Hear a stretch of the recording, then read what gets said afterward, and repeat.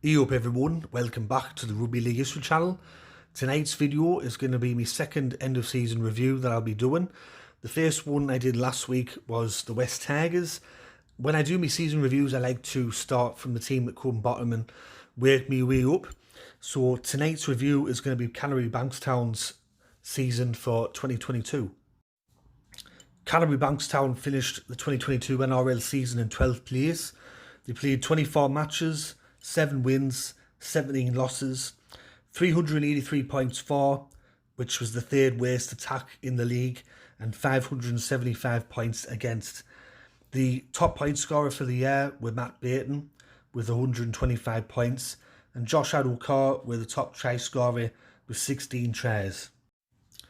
Going into this season, I think people had much more higher expectations of Canterbury. The old saying is the only way is up, and I think Canterbury-Bankstown certainly hit rock bottom last year, so the only way for them was up from this point. And I said before the season started that their recruitment that they've done this year and for next year reminds me a lot of Parramatta in the mid-1990s when that whole Super League war was going on. They recruited about 11 or 12 players for 1996, and Canterbury-Bankstown have recruited heavily over the last 2 years. And for this season, they brought in some players, Josh Adokar and Matt Burton. They were the two big ones in my personal opinion. They also got in Mr. Burns' son, Braden Burns, Zach Docker-Clay, Matt Duffy from St George, Max King, Brent Needon, Tavita Pangai Jr. and Paul Vaughan. And they also got shot of a lot of players as well. They released nearly 10 players at the end of 2021.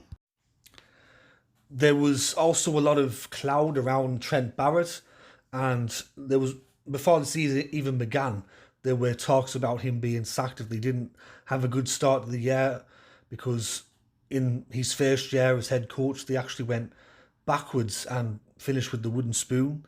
So there was a lot of pressure going into this year on Trent Barrett to get results.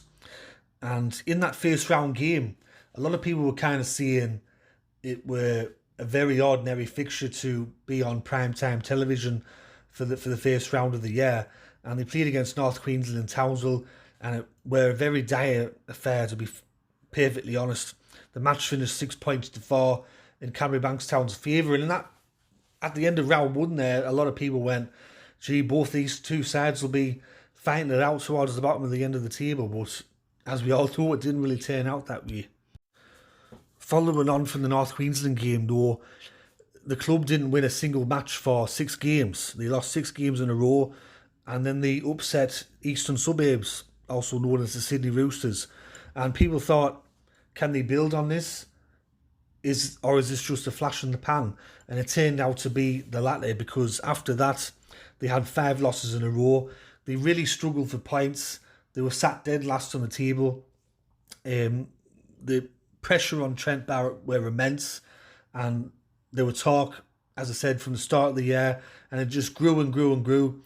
And in round 10, after they were beaten by Newcastle, Trent Barrett was sacked as head coach of Canterbury-Bankstown.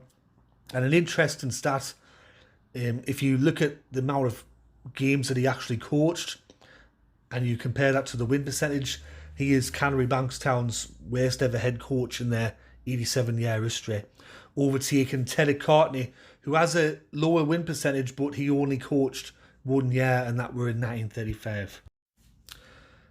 Trent Barrett were replaced by Mick Potter, who was announced to be the interim head coach for the rest of the year. Mick Potter, of course, is a former premiership winning player with Canterbury-Bankstown. He won 2 premierships there in the 1980s. When he took over, their attack seemed to improve vastly very, very early on. And even though they lost their first 3 matches in a row, when Potter took over, you could definitely tell that they were a different side.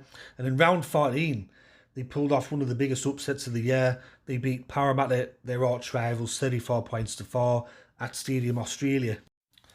And over the next couple of weeks, Canterbury's attack got even better. There were some matches where they were averaging between 20 to 30 points a game.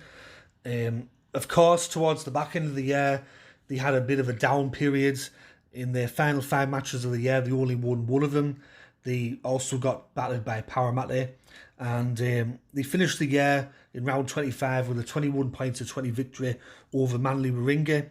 Under Mick Potter, they won 5 out of 14 matches, but even in some of the games where they lost, you could definitely tell that the morale and I think the improvement throughout the squad was more notable when Trent Barrett were in charge. I think the termination of Trent Barrett were the right thing to do, because at the time they were sat at the bottom of the table, and I think if they would have kept Trent Barrett for the rest of the year, Canterbury-Bankstown probably would have finished with back-to-back wooden spoons. It was a good move by the club, and I think it was something that had to be done.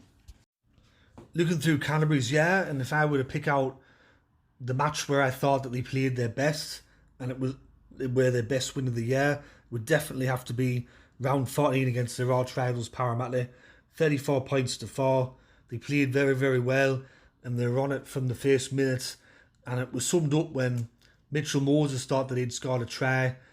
They were already going to lose the game, but Matt Burton raced up behind him and knocked the ball out of his hands, and that kind of just showed that, especially for that match, and with it being the arch rivals, they're up for it. And I think as a Canterbury supporter, there's no better feeling than beating Parramatta. If I were to go for a worst loss of the year, it would definitely have to be the round 4 match against Melbourne. Canterbury were never in that game.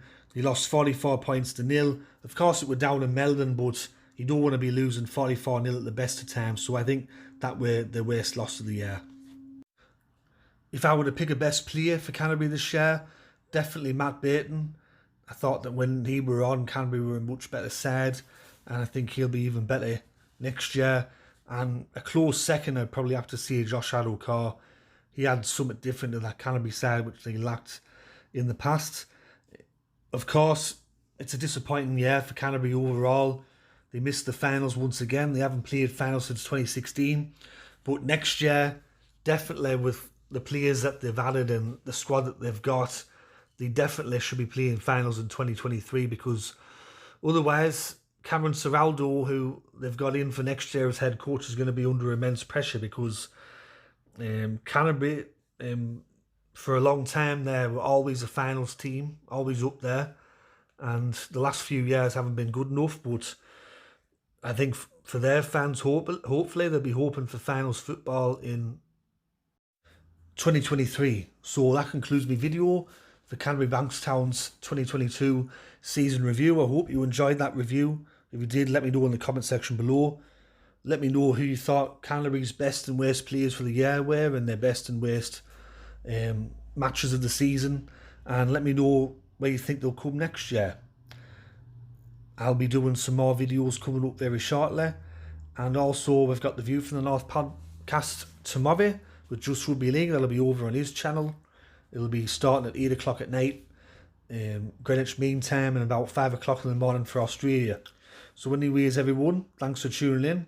I'll catch us all later in the next one. Alright, tally bye for now.